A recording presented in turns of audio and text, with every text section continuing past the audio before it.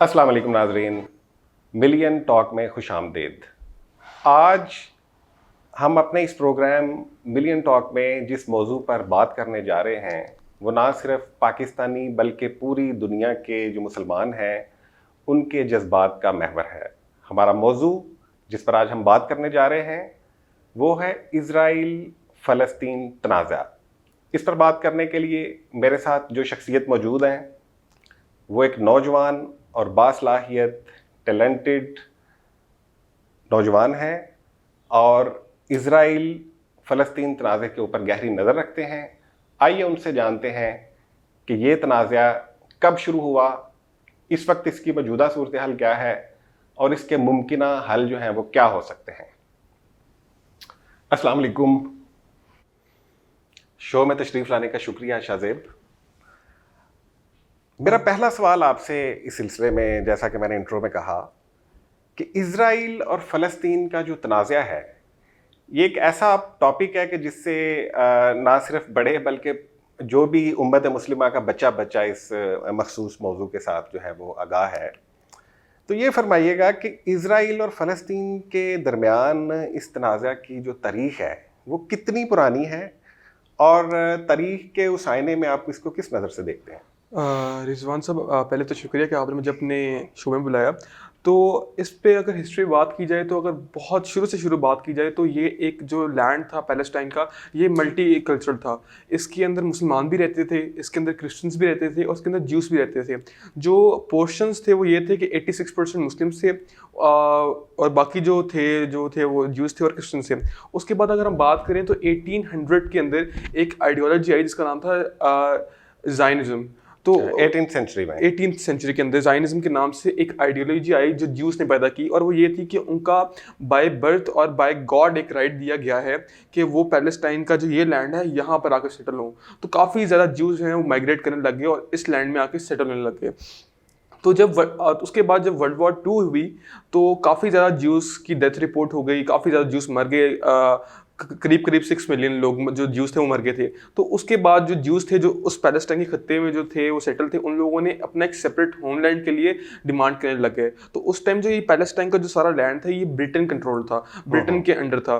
तो ब्रिटेन ने कहा कि मैं और यूएस और यूएन की हेल्प के जो है ना लेकर उन्होंने इस खत्ते को डिसाइड किया कि हम इसके 2 हिस्से करेंगे, एक इसराइल को देंगे, एक पैलेस्टाइन बना देंगे। तो ऐसा ही हुआ। तो पर मसला वहाँ से शुरू हुआ कि काफ़ी अनफेयर किस्म की डिवीजन की गई कि सबसे वहाँ तब जो मतलब कि पॉपुलेशन थी ना उसके अंदर जो 55 मतलब कि 55 ज्यूस की जो थे वो 30% थे और बाकी 70% जो थे वो मुस्लिम्स थे जी। और देखा जाए तो मुस्लिम्स को ज़्यादा हिस्सा मिलना चाहिए था और क्या कहते हैं ज्यूस को जो है कम मिलना चाहिए था। पर 55% ऑफ लैंड जो टोटल लैंड था वो दे दिया गया इसराइल को, बाकी 45% दे दिया गया मुस्लिम्स को। तो ये काफ़ी शुरू से ही जो है ना काफ़ी अनफेयर डिवीजन रही है। उसके बाद तो अब जब आप देख रहे हैं कि अब इतनी अनफेयर वो जो डिवीजन हुई है तो अब तो वॉर होना पक्का था। तो जैसे क्रिएशन हुई वॉर हो गई और ये वॉर जो है 2 साल रही। इसके अंदर सिर्फ पैलेस्टाइनी 5 और मुल्क थे, अरब मुल्क थे, उन्होंने साथ दिया। इसमें जब भी था जिसके अंदर जॉर्डन था, सीरिया भी था। साथ दिया ये आपके पैलेस्टाइन का साथ। फिर भी 5 अरब मुल्क का साथ मिलकर जंग करना, फिर भी इजराइल ने ये जंग जीती। अच्छा जी, ये जंग जीती और उसके बाद जो है 78% ऑफ लैंड, मतलब 78% ऑफ लैंड जो उस टाइम पे पैलेस्टाइन के पास था वो कंकर कर लिया और अपनी उसको टेरिटरी जो है डिक्लेयर कर दी कि अब हमारी टेरिटरी है। तो इसका जो आफ्टर मैथ था इसका मतलब कि इसके वॉर के बाद क्या हुआ कि काफ़ी ज़्यादा रिफ्यूजिस क्या कहते हैं हो गए और दूसरे मुल्कों में चले गए, अपने घर बार छोड़ दिए और काफ़ी ज़्यादा कैजुअलिटीज़ हुई। तो इसके बाद जो है देखा जाए तो शुरू से ही इजराइल ने कभी इस चीज़ को माना ही नहीं कि पैलेस्टीनियन जो शहरी है वो कुछ चीज़ एग्जिस्ट करती है। और इसकी सबसे बड़ी एग्जांपल ये है कि उस टाइम पे इजराइल के प्रेसिडेंट होते थे गोल्डा मायर, उन्होंने कहा था there is no such thing Palestinian, मतलब ऐसी कोई चीज़ ही नहीं है, यानी उसका वजूद ही नहीं मानते थे कभी। उसके बाद हम 1967 की वॉर पे बात करते हैं। 1967 में एक और वॉर हुई जो 6 दिन की थी। उसमें क्या हुआ कि जो बाकी रिमेनिंग 22% लैंड था जो बेचारे हमारे पैलेस्टीनियन भाइयों के पास जो था रह गया था वो भी इन्होंने हड़प लिया। और उसके बाद उसमें क्या हुआ, जो मेन एरियाज थे वेस्ट बैंक और गाजा स्ट्रिप, जिसके अंदर मेन पॉपुलेशन बस्ती है, वो भी उन्होंने अपने अंडर ले लिया और वहाँ पर क्या कहते हैं अपनी आर्मी छोड़ दी और क्या कहते हैं फोर्सफुल जो है मतलब कि जो है घरों से बाहर निकालने लग गए लोगों को और उनको रिफ्यूजी का जो है ना रिफ्यूजी बना दिया, एक दूसरे मुल्कों में चले गए। और इसके साथ साथ ये हुआ कि अगर हम देखें ना इंटरनेशनल सेंस में, तो ऐसा करना अलाउड ही नहीं है कि आप एक वॉर लड़ें और उस जो टेरिटरी आप क्लेम करते हैं वो अपने कभी भी अपने मुल्क में लगाकर उसको एक अपना मुल्क का स्टेटस नहीं बना सकते। आपकी बात इंटरप्ट कर रहा हूँ जी जी, कि जो आपने अभी ये एक तस्वीर कशी की इसकी तारीख के आईने में, तो इजराइल ने तो ज़्यादातर वो जो इकदामात उस वक्त किए अगेंस्ट द मुस्लिम्स वो तो इलीगल थे, तो दुनिया ने उस वक्त उनको कोई थोड़ा बहुत कोई रेजिस्ट नहीं किया, कोई मजम्मत नहीं की उनकी? देखें जब तक क्या कहते हैं ये जो इजराइल है ना, ये इसका जो सबसे बड़ा अलाया है वो यूएसए है। जब तक यूएसए बैठा है ना तब तक मेरे उस वक्त भी उन्होंने था, मैं उस पर भी बाद में आऊँगा, आपसे मुफस्सल जानेंगे उस सिलसिले में भी। लेकिन अभी मैंने एक ज़िमनी आपसे बात पूछी कि जो दुनिया में उस वक्त दीगर जो ममालिक थे, भले ही वो मुस्लिम मुल्क थे या क्रिश्चियन कंट्रीज़ थी, उन्होंने को खातिर ख्वाह तौर पे उनको जो है वो मजम्मत नहीं की उसकी। देखिए बातें तो हुई हैं, उन्होंने हमारे मुस्लिम वर्ल्ड ने और क्रिश्चियन वर्ल्ड ने भी कहा कि इवन यूएन में भी बातें होती रही कि ये जो हो रहा है गलत है, ऐसा नहीं हो सकता। लेकिन ये सिर्फ बातों की हद तक, ये सिर्फ बातों की हद तक, अमलन उन्होंने कोई इकदाम नहीं किए, कोई ऐसी उनको कोई कॉल नहीं दी कि जिससे उनकी हौसला शिकनी हो। नहीं, ऐसा कुछ भी नहीं हुआ। राइट। अच्छा शाहज़ेब, अगले सवाल की जानिब चलते हैं। ओवर द ईयर्स हम सुनते आए कि यहूदी साजिश, यहूदी साजिश। दरअसल ये यहूदी साजिश है क्या, और अगर ये वाकई कोई ऐसी कोई ख़तरनाक साजिश है तो इसकी हकीकत क्या है, इस पर रोशनी डालिएगा कुछ। आप यहूदी साजिश कह लें, इसको ज्यूइश प्लान कह लें जी। अगर पहले बात तो की जाए, दुनिया में कुछ हो जाए, दुनिया में कुछ बुरा हो जाए तो हम जो है ना मुस्लिम वर्ल्ड बहुत क्विकली कह देते हैं कि यहूदी साजिश है। तो पर इसको अगर हम बहुत मतलब प्रैक्टिकल तौर पे देखें ना, तो काफ़ी लोगों का मानना ये है कि ये चीज़ क्या है, ये चीज़ ये है कि ज्यूइश का ये प्लान है कि जो हमारी मस्जिद है अल-अक्सा, जो हमारी मतलब कि इस्लाम के अंदर जो तीसरी सबसे बड़ी इंपॉर्टेंट प्लेस है, जिसका जिक्र कुरान के अंदर भी आया है। हाँ जी, तो ये उसको रिमूव करना चाहते हैं मतलब फिजिकली, और क्या कहते हैं, और उसकी जगह अपना एक थर्ड टेम्पल बनाना चाहते हैं। क्योंकि कहते हैं कि इनके रिलीजन के मुताबिक और इनकी तौरा के मुताबिक इन्हें रेफरेंसेस देते हैं कि हमारे मसीहा ने आना है और वो यहीं पर आएंगे और हम इसको सिर्फ ज्यूज के लिए लिमिटेड नहीं करेंगे, पूरी दुनिया वहाँ पर आकर इबादत कर सकती है। तो ये कहते हैं ये लोग।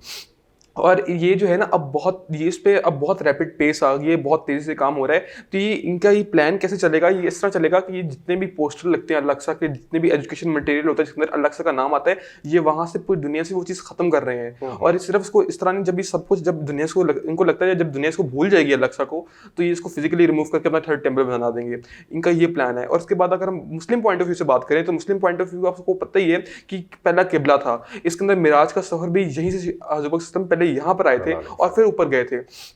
तो ये जो है मतलब कि अगर मैं अपने पॉइंट ऑफ व्यू से देखूं तो ये इस तरह कभी हो ही नहीं सकता, क्योंकि ये अगर ऐसा करेंगे तो मुस्लिम दुनिया इतनी भी जो है वो सोई नहीं हुई कि इस पे एक्शन ना लें। तो मैं उस पे भी आऊंगा आप पे। अच्छा, इसी के साथ एक और आपसे मेरा क्वेश्चन है कि ये जो तनाज़ा हुआ, जंगें भी हुई और झड़पें भी हुई, इस पे कुछ आप रोशनी डालिएगा कि इस तनाज़े के बायस आज तक कितनी इंसानी जानों का ज़िया हो चुका, और ज़्यादातर जो लॉस था वो किसका हुआ, मुसलमानों का हुआ या यहूदियों का हुआ? ये तो बड़ा जो है मतलब कि बड़ा क्लियर कट इसका आंसर है कि सबसे ज़्यादा नुकसान तो ऑब्वियसली जो है वो इनका हुआ, हमारे पैलेस्टीनियन का और मुसलमान भाइयों का। और ये मैं आपको बता दूं कि 2 मिलियन 20 लाख लोग जो हैं उनको आज प्रॉपर मेडिकल केयर, पीने का साफ पानी और बिजली मुयसर नहीं है। इसके बाद बात करें तो 80% ऑफ देयर पॉपुलेशन वो ह्यूमैनिटेरियन एड के ऊपर जी रहे हैं। उसके बाद अगर हम बात करें तो आज तक जब से ये मसला शुरू हुआ है आज तक जो है तकरीबन 10,000 पैलेस्टीनियंस ने अपनी जान गंवाई है, और ये अपने ही खित्ते में, मतलब कि इजराइल में नहीं, अपने ही खित्ते में गंवाई है जान। और अगर हम इजराइल की बात करें, उन्होंने भी जानें गंवाई हैं पर बहुत कम, और उन्होंने जितनी जानें गंवाई हैं वो क्या कहते हैं अपने इजराइल के अंदर नहीं, इस लैंड पैलेस्टाइन के लैंड के ऊपर सिक्योरिटी ऑफिसर्स मर गए, वो भी बहुत बड़ा वाक़या हुआ तब मरे। उसके बाद अगर हम बात करें कस्टडी की, तो इनकी 10,000 तो लोग इन्होंने मारे ही मारे हैं, पर 10,000 लोग इनकी कस्टडी में मौजूद हैं, जिसमें से 2,000 माइनर्स हैं, बच्चे हैं, 18 साल से कम बच्चे हैं, औरतें हैं, और उनमें से कोई 1-2% है जिनको प्रॉपर ट्रायल मिलता है, और उस प्रॉपर ट्रायल का नतीजा भी क्या होता है कि डेथ पेनल्टी मिल जाती है। तो आज तक जो है ये सब चल रहा है। जी, तो आप कह रहे थे कि इस सारे जंग के सिनेरियो में ये जो तनाज़ा था, इसमें हमारे मुसलमान भाइयों का जो नुकसान है वो as compared to the other party बहुत ज़्यादा हुआ। तो यकीनन ये एक अलमिया है। अगले सवाल की तरफ बढ़ते हैं। डील ऑफ द सेंचुरी, इसका आजकल बड़ा जिक्र आम है। ये डील ऑफ द सेंचुरी है क्या, और इस जो इसराइल फ़लस्तीन तनाज़ा का जो पस मंज़र है, इसमें क्या कोई अमरीकी मफाद भी पिन्हा है इसके अंदर?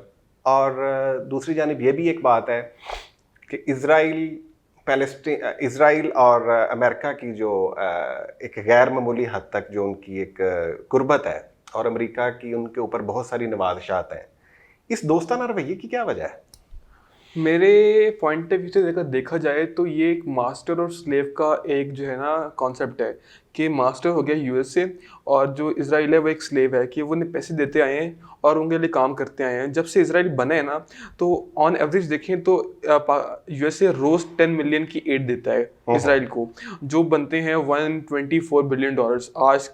आज तक जो इतने, उसके अंदर से $38 बिलियन सिर्फ मिलिट्री को दिए गए हैं, कि आप अपने आप को स्ट्रॉन्ग करें पैलेस्टीन के खिलाफ, और ये सब जो है मतलब कि उनको वेपनाइज करने के लिए दिए गए हैं पैसे, $38 बिलियन। इसके बाद अगर हम ये देखें कि जो है कि अगर हम डील ऑफ द सेंचुरी की बात करें, तो डील ऑफ द सेंचुरी क्या है कि ये जो है ना, यूएसए चाहता है कि ये पीस प्रोसेस है, यूएसए इसको पीस प्रोसेस का नाम देता है। तो पीस प्रोसेस क्या है कि ये जो है ना पैलेस्टीनियंस को खरीदना चाहते हैं। ये इनको $50 बिलियन कह रहे हैं कि आपको $50 बिलियन देते हैं, आपके पास जो वेस्ट बैंक का एरिया है, जो गाजा स्ट्रिप है, आप वहीं तक महदूद हो जाएं, आपको कोई मिलिट्री नहीं मिलेगी, आप छोटी सी गवर्नमेंट बना लें और बड़ी लिमिटेड सी सॉवरेनिटी दे देंगे कि आप इनको रख लें, और जो है ना आपकी जो रूलिंग पार्टी होगी वो इजरायली होगी। तो और इसके बाद जो है क्या कहते हैं, जितने भी रिफ्यूजीज हैं जो दूसरे मुल्कों में बैठे हैं पैलेस्टीनियंस, उनको भी आने की इजाजत नहीं होगी, और जो इस टाइम पे जो मौजूद है ना, सिर्फ वही हो सकते हैं। तो ये डील ऑफ द सेंचुरी का नाम दिया गया। अगर बहुत छोटी मैंने आपको बताया, तो क्या कहते हैं, और इस डील ऑफ द सेंचुरी का जो सबसे मेन पॉइंट है, जो सबसे मेन कॉन्फ्लिक्टिंग बात है, वो ये है कि जेरूसलम को इजराइल का कैपिटल बनाना चाहते हैं। और इस चीज़ को इन लोगों ने लाएमल में लाने के लिए इन लोगों ने क्या किया है यूएसए ने, कि इन्होंने कुछ टाइम पहले ही अपनी जो एम्बेसी थी, जो उस टाइम का जो इजराइल का कैपिटल है टेल एविव, उसके अंदर जो है ना क्या कहते हैं, वहाँ से शिफ्ट करके जेरूसलम में लगा दी। एक डेस्परेट टेरिटरी को आप कैसे जो है वो कैपिटल करार दे सकते हैं कि जो वो कैपिटल है। और इसके साथ ये भी शामिल कर लेते हैं कि जब उन्होंने ये हरकत की थी, ये कभी हरकत जब की थी, तो पूरी मुस्लिम वर्ल्ड से बड़ा सख्त रद्द अमल भी आया था। सिर्फ पूरी दुनिया से नहीं, काफ़ी यूरोपियन ममालिक भी थे जिन्होंने यूरोप भी तो दुनिया में शामिल है ना, तो राजा साहब। तो आपकी बात बिल्कुल ठीक है कि काफ़ी दुनिया ने कहा था गलत है। तो क्या कहते हैं, और ये इंटरनेशनल लॉ के मुताबिक है, एक टर्म यूज होती है जस्ट कोजेंस, जो आप ब्रीच नहीं कर सकते इंटरनेशनल लॉ में, पर ये ब्रीच्ड है। काफ़ी ज़्यादा यूएन रेजोल्यूशंस हैं जिनको तोड़ा था और तभी बात बनी थी। तो इसी वजह से पैलेस्टाइन ने इंटरनेशनल कोर्ट ऑफ जस्टिस में अपना केस भी दायर किया हुआ है यूएस के खिलाफ, कि अपनी जो है ना एम्बेसी को रीलोकेट करें। अच्छा, इसके साथ ही मुझे ये भी बताइएगा कि इस सारे जो मंजरनामे में यकीनन पूरी दुनिया की जो वॉच एजेंसीज हैं इसे देख रही हैं, और जो ह्यूमन राइट्स के लोग हैं वो भी देख रहे हैं। यूएन का किरदार क्या रहा है इसमें? अब यूएन देखा जाए तो यूएन 80-70% का बजट कहाँ से आता है, यूएस से, और यूएस किसके साथ है, आपके इजराइल के खिलाफ। तो अब जो है मतलब कि बहुत दफ़ा रेजोल्यूशंस ऐसी आई हैं सामने जो मतलब कि इजराइल के खिलाफ आई हैं, बहुत ममालिक ने वो पेश किए हैं, पर आपको पता है वीटो एक रूल है, जो मतलब कि कोई भी एक जो 5 मुल्कों में से कोई एक दे दे तो वो प्लान आ नहीं सकता। और जो रेजोल्यूशन आज तक इजराइल के खिलाफ आई है उसको यूएसए ने वीटो कर दिया कि नहीं, हम ये तो मानते ही नहीं, ऐसा होना नहीं चाहिए। उसके बाद अगर हम प्रैक्टिकल ग्राउंड के ऊपर देखें ना, तो ऐसी बहुत सी मतलब कि आपको पता है वेस्ट बैंक जब इन्होंने कंकर किया था इजराइल वालों ने, तो इनका प्लान क्या था कि इन लोगों ने वहाँ से पैलेस्टीनियंस को निकाला और अपने लोग जमा करने लग गए।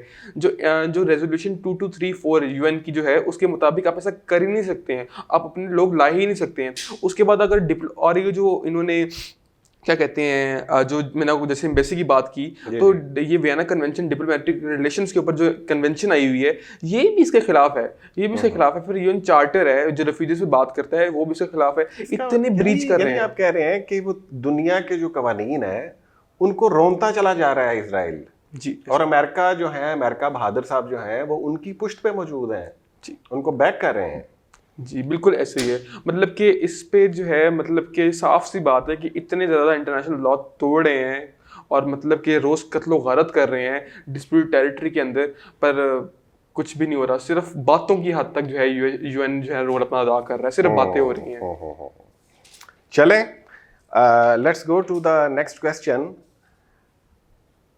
मुस्लिम वर्ल्ड, एक बड़ा इंपॉर्टेंट सवाल आपसे करने जा रहा हूं, इस सारे तनाज़े को देख रही है और यकीनन हम as a Muslim brother of Palestinian people, हम भी इस पर बड़ा कुड़ते हैं।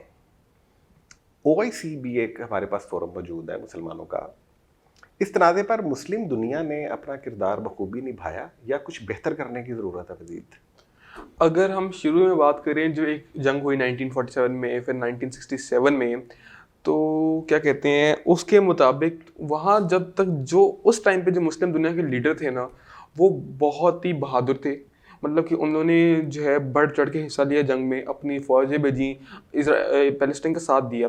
पर अगर आज देखें तो मैं कहता हूँ कि मुस्लिम दुनिया सोई हुई है। ये कुछ नहीं कर रहे हैं, ठीक है। ये अपनी ना करवा चुके हैं। अपने इंटरनल कॉन्फ्लिक्ट्स इतने हैं, सऊदी अरेबिया ईरान में लगा हुआ है, अपने जो ये मतलब कि मुस्लिम दुनिया के अंदर शिया सुन्नी की जंग में लगे हुए हैं। फिर यमन में जो हो रहा है आपके सामने है, पाकिस्तान भी जो है वो अपने क्या कहते हैं अपने उनकी जो है कॉन्फ्लिक्ट चल रहे हैं इंडिया के साथ। तो ये मतलब कि इनके पास टाइम ही नहीं है कि अपनी मुस्लिम दुनिया को तो देखें, अपने मुसलमान भाइयों को देखें। कुरान में साफ साफ है कि अगर कुछ जुल्म होता है देखो तो उसके खिलाफ आवाज़ तो उठाओ। इन्होंने तो अब आवाज़ उठाना भी छोड़ दिया है। एक्शन तो दूर की बात है, आवाज़ तो उठाएं। और जो आपकी सऊदी अरेबिया के जो क्या कहते हैं जो इस टाइम पे जो लीडिंग पर्सनालिटीज हैं, उन्होंने भी, जो शहजादा हैं, उन्होंने भी कह दिया कि जो ये पीस प्रोसेस जो चल रहा है, पैलेस्टीन को चुप करके मार लेना चाहिए। आपकी क्या गैरत सो गई है मुस्लिम दुनिया की? आप कोई क्या कहते हैं एक्शन क्या बोल भी नहीं सकते हैं? तो इसमें मुस्लिम दुनिया कुछ नहीं कर सकती है, कुछ भी नहीं कर सकती। ये बस सिर्फ देख सकते हैं इस मसले को। मुस्लिम दुनिया इतनी भी कमज़ोर नहीं है कि कुछ नहीं कर सकती। बात तो सिर्फ ये है कि अगर इत्तफाक राय हो जाए, जैसा कि आपने अभी कहा कि मुस्लिम दुनिया तो बजाते खुद इतनी मुनकसिम है अपने फ़िरकावारियत में और दीगर उनके जो मफादात हैं कहीं ना कहीं पे, उसकी वजह से कि इस जो हमारे दिल के बड़ा करीब है ये टॉपिक, ये इशू हमारे दिल के बड़ा करीब है और पूरी उम्मत मुस्लिमा चाहती है कि इसको दुरुस्त तरीके से एड्रेस किया जाना चाहिए। तो अगर हम तकसीम में ही रहे और इससे ना निकले तो ये मसला फिर मुस्तकबिल करीब में तो हल होता नज़र नहीं आता। अगर मैं, क्योंकि इत्तेहाद ही है जिसके ज़रिए हम इसको ठीक कर सकते हैं इस मामले को। अब देखें कि जो है कि ना इस सोल्यूशन, जो इसका सोल्यूशन अगर मैं सोचता हूँ ना, तो अभी तक दो थ्योरीज हैं, दो आइडियोलॉजीज हैं, one state solution, two state solution. One state solution क्या कहता है कि जो है एक सेकुलर स्टेट होना चाहिए जिसके अंदर ज्यूस भी रहेंगे, जिसके अंदर मुस्लिम भी रहेंगे। पर अगर ये इम्प्लीमेंट होता है तो आपको पता है कि जो जितने भी रेफ्यूजीज हैं, जो पैलेस्टीनियंस, वो दूसरे मुल्कों में जो बैठे हुए हैं, अगर वो वापस आ गए तो मुस्लिम की जो पॉपुलेशन है वो ज़्यादा हो जाएगी और ज्यू एक फिर माइनॉरिटी बन जाएगी और वही सारा मसला वहीं पर आ जाएगा जहाँ से शुरू हुआ था। तो ये जो है कि ये सोल्यूशन जो दूर दूर तक नज़र नहीं आता।